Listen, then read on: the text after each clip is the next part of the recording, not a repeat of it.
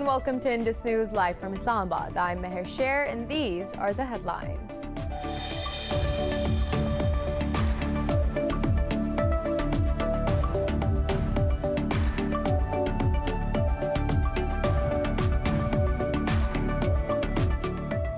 At least 12 civilians have been killed in a government airstrike in Afghanistan's southwestern Nimroz province. The provincial council head says the air raid was carried out to target the Taliban in the Khushrod district. Meanwhile, 3 Interior Ministry officials have been killed in an IED blast in Kabul. The ministry blamed the Taliban for the attack.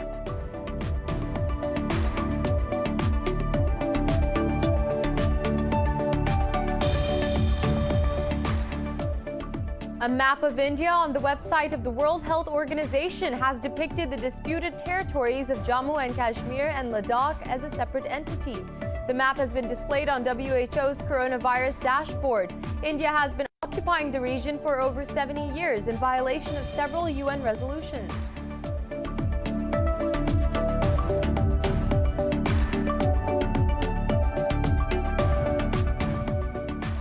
Another Indian farmer has committed suicide during a protest against the government's newly introduced farm laws. Protesters said the farmer took his life because the government had refused to listen to their demands. Farmers say dozens of protesters have died, several by suicide, since the protests began in November.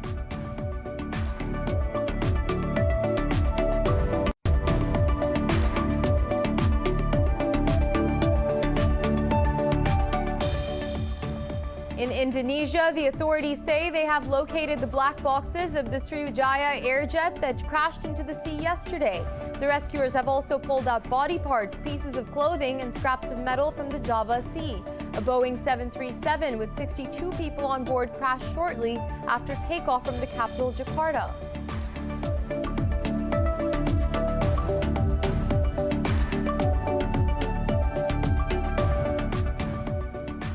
Brazil has recorded over 62,000 new coronavirus cases and nearly 1,200 deaths in the past 24 hours. Mexico has registered more than 1,100 fatalities overnight, with the death toll crossing 133,000. In Pakistan, 46 more people have lost their lives to COVID-19 overnight, pushing the death toll to over 10,600. Globally, the virus has claimed 1.92 million lives and infected over 89.5 million people.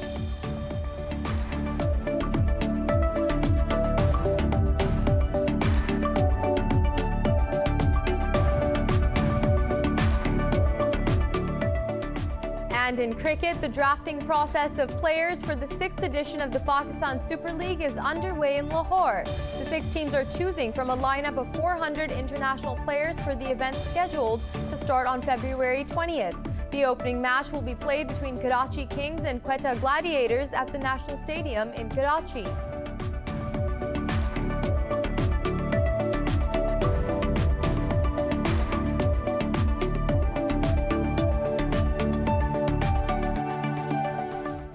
Well, those were the headlines. More news in detail after a short break. Stay with us.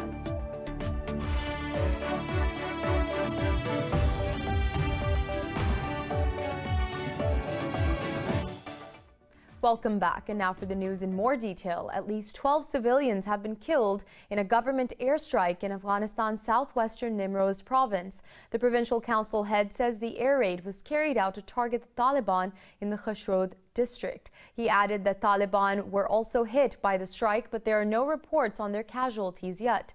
Meanwhile, 3 officials of the Interior Ministry have been killed in an IED blast in Kabul. Zia Wadan, spokesman for the National Public Protection Force of the ministry, was among those killed. The Interior Ministry blamed the Taliban for the attack. Afghan President Ashraf Ghani has condemned the blast and called it a crime against humanity. He said the spike in violence by the Taliban is against commitment for peace as the group still pursues to take innocent lives. The Taliban have not yet commented on the government claims. Meanwhile, the Taliban say the 2 sides of the Afghanistan peace negotiations have met and discussed the unification of their agenda. The Taliban spokesperson said both teams met on the basis of the decision of last Wednesday's meeting.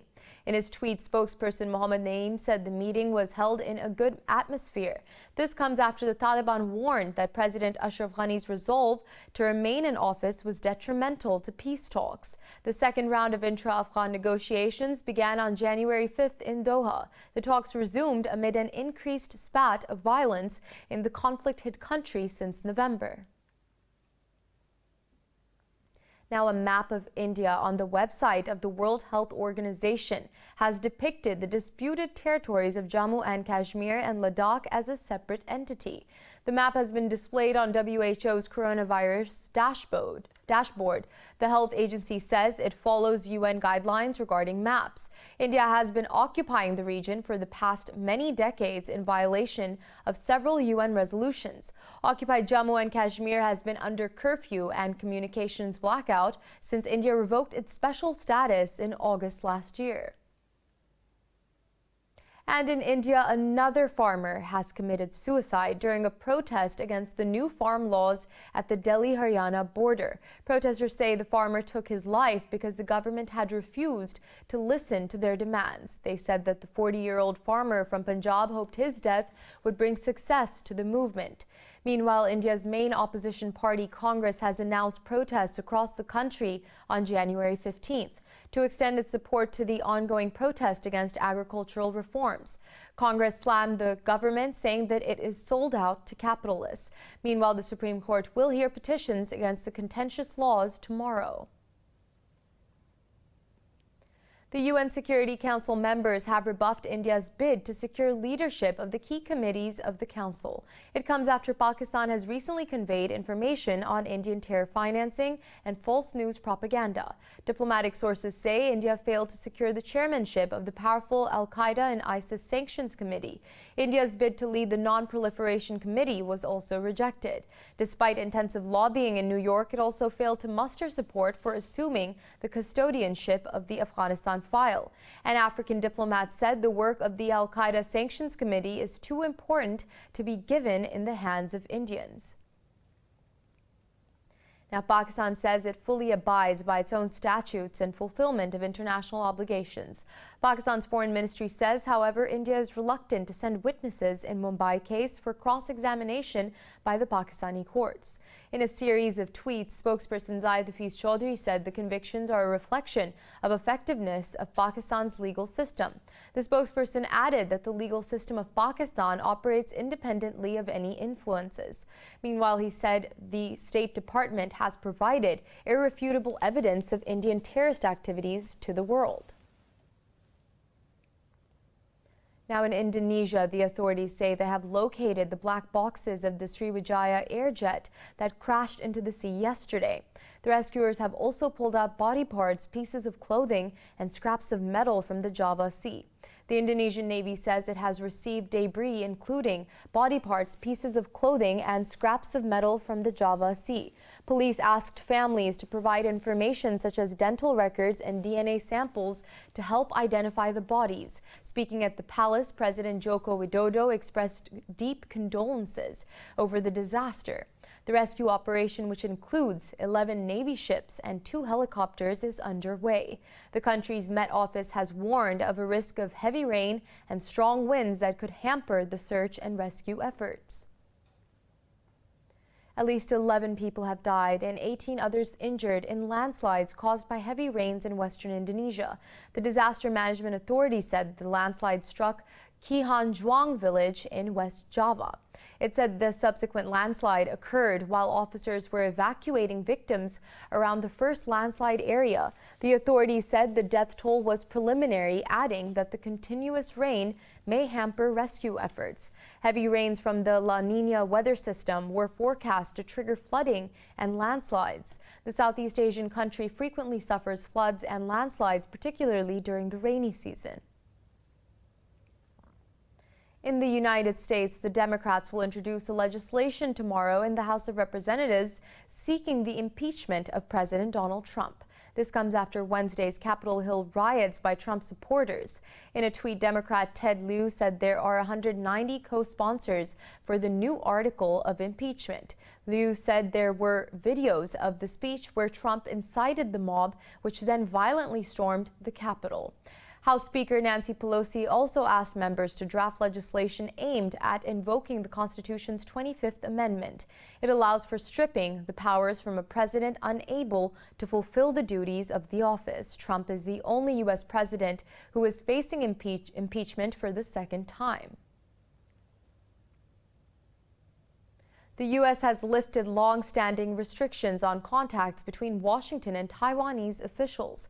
In a statement, Secretary of State Mike Pompeo said U.S.-Taiwan relationship will not be shackled by self-imposed restrictions. He said the restrictions were introduced by the U.S. unilaterally to appease the Chinese government. Pompeo added the restrictions were no longer valid. Taiwan's Foreign Minister Joseph Wu welcomed the announcement, saying he was grateful.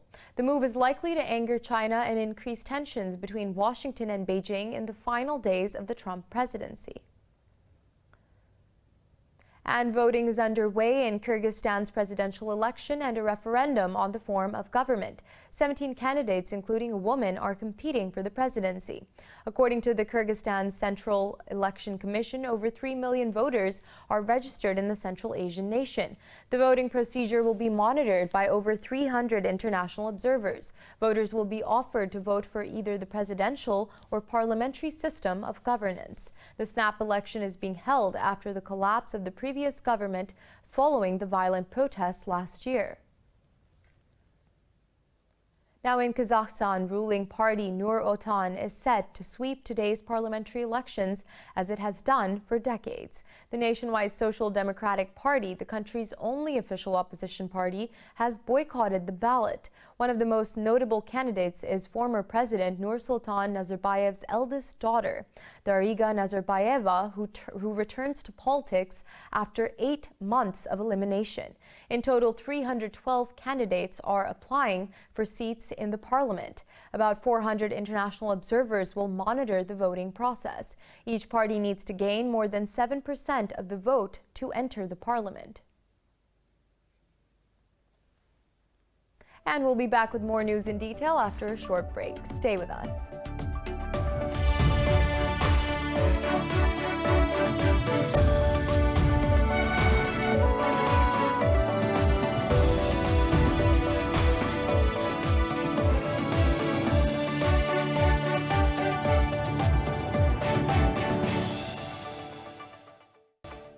Welcome back. Brazil has recorded over 62,000 new coronavirus cases and nearly 1,200 deaths in the past 24 hours.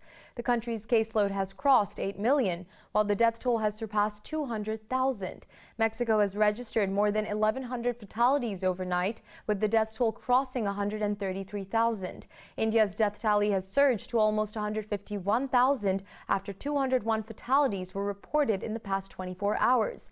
Meanwhile, mainland China has reported 69 new COVID-19 cases, more than double from yesterday's 33 infections.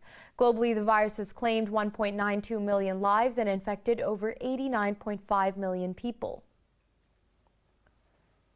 Whereas in Pakistan, 46 people have lost their lives to COVID-19 over the past 24 hours. This takes the country's death toll to 10,644. The health ministry reported 2,899 new cases overnight. The tally of infections has crossed 502,000. It said there are more than 34,000 active COVID-19 cases in the country. The special assistant to the Prime Minister on Health, Faisal Sultan, has expressed hope of acquiring a vaccine at the earliest. Meanwhile, a Gallup survey revealed that 7 out of 10 Pakistanis believe the government handled the COVID-19 crisis well. Moving on, a midnight breakdown in Pakistan's national power grid plunged millions of people into darkness. Officials said the countrywide blackout was caused by a sudden plunge in the frequency of the power transmission system. Energy Minister Omar Ayub Khan said electricity is gradually being restored in some areas of the country. He said an investigation is underway to determine the cause of the blackout. The breakdown is one of the worst that the country has ever experienced. In 2013, Pakistan's electricity network broke down after a power plant in Balochistan province developed a technical fault. And in Belarus, President Alexander Lukashenko says a new constitution will be drafted by the end of the year and then put to a national referendum. The decision comes after the opposition's ultimatum for his departure expired. The date of the referendum will be announced at a meeting of the National Assembly. It is due to convene on February 11th and 12th. Lukashenko said in November that he would step down as president once a new constitution is adopted. Belarus has been rocked by protests since an August 9th presidential election marred by voter fraud allegations. Guatemala and Honduras will deploy soldiers to prevent U.S.-bound migrant caravans from advancing. This comes amid growing desperation among those seeking to cross and signs that some groups will depart later this month. A Guatemalan military spokesperson said up to 4,000 soldiers will be deployed to reinforce borders. The Migration Authority also announced it will allow only Hondurans with a valid passport and negative coronavirus test to enter. In the Mexican border town of Tapachula, frustrated migrants gathered on a street and blocked traffic. Mexican soldiers in riot gear stood nearby as officials ordered the migrants to disperse.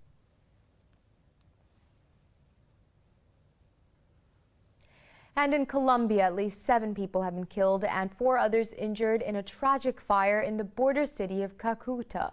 The fire broke out at 3 homes, rapidly destroying the properties along with 6 vehicles. Preliminary reports suggest that 5 of the victims belong to the same family. Authorities are investigating the probable cause of the blaze. They suspect the poor condition of electrical wiring in a nearby building. President Ivan Duque has sent his condolences to the families of the victims.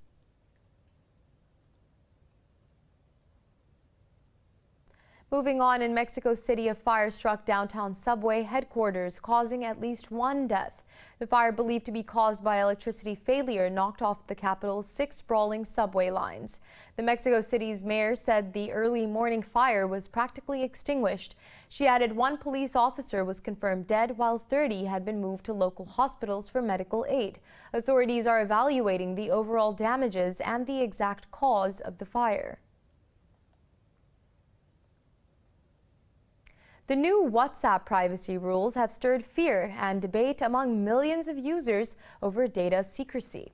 The instant messaging app laid out fresh terms, asking users to allow the owner, Facebook, and its subsidiaries to collect user data. The new rules include a summary of how WhatsApp will share information with Facebook and how it might be used. WhatsApp insists that European users will not see any changes to use of their data, even if they agree to the terms. Meanwhile, Signal and Telegram messaging apps have seen a sudden surge in demand following WhatsApp's new terms. Data analytics show over 100,000 users installed Signal in the last 2 days, while Telegram picked up nearly 2.2 million downloads. New installs of WhatsApp have fallen 11% in the first 7 days of 2021. Moving on, Apple and Amazon have suspended PARLER from their respective App Store and web hosting service. The tech giant said the social networking platform did not take adequate steps to prevent incitement of violence. In a statement, Apple said the suspension will remain in place until PARLER resolves these issues. It asked PARLER to submit a detailed moderation plan in 24 hours. Amazon's move also effectively takes the site offline unless it finds a new company to host its services. The action follows a similar move by Alphabet Incorporation's Google on Friday. PARLER is favored by many supporters of President Donald Trump and is seen as a haven for people expelled from Twitter. Now, Spain witnessed its biggest snowfall in a generation after rare winter storm Filomena hit. The capital, Madrid, was blanketed in so much snow that skiers took to the main Gran Via thoroughfare. More in this report. Madrid residents were up for a rare white weekend of joy after heavy snowfall brought the city to a standstill. A spontaneous snowball fight broke in the streets. Video posted on social media showed dozens of people, some wearing face masks, pelting each other with snowballs as one person skied down the middle of the road, while a sleeping dinosaur also crept out of its burrow and was spotted walking through the snow. But the heaviest snow since 1971 also caused travel chaos across the country, resulting in the deaths of 4 people. It forced authorities to mobilize troops to rescue trapped motorists. The Madrid regional government confirmed that around 1,500 people have had to be rescued from trapped vehicles. Madrid and 4 other regions in central Spain remain on red alert, and residents are advised to stay at home. For the latest updates, you can follow us on social media at indus.news.